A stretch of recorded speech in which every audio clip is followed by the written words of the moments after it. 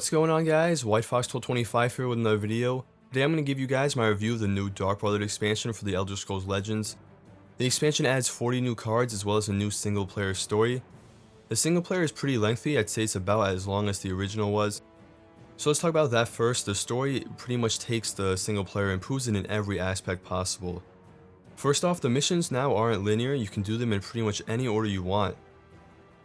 When you get into the game, there's a map and new missions appear on it, and you don't have to do them in order, and it makes the missions feel a lot more like questing. Some of them are also optional, so you don't even have to do all of them if you don't want to.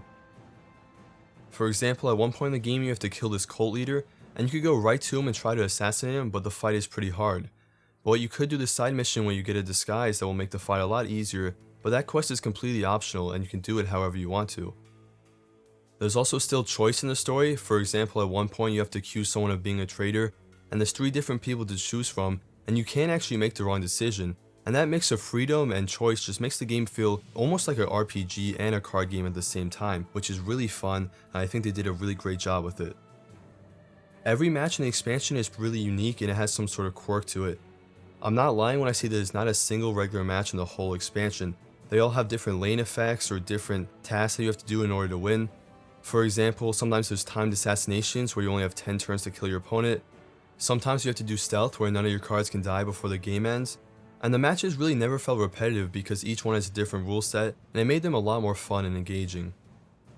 The AI also seemed a lot harder, the fights were more challenging and a lot more rewarding. I find myself losing a lot and having to try a different deck and a different playstyle in order to win. And if you're looking for even more of a challenge, there are now 2 difficulties, so you can put the game on Master if you want to make it even harder. And like I said at the beginning of the video, this expansion just doesn't add a new story, it also adds 40 new cards and a new ability called Slay.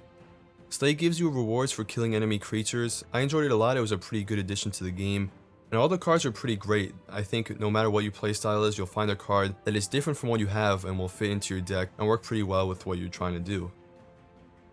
Overall, guys, in my opinion, this expansion takes the single player to a whole new level. I'm not going to say it's revolutionary, but I think it's the first time I've ever felt like I was playing a card game and an RPG at the same time. And I really just loved it so much, I can't even say enough good things about it. But they didn't just add to the game, they improved it in really almost every aspect, and that is always great to see in a DLC.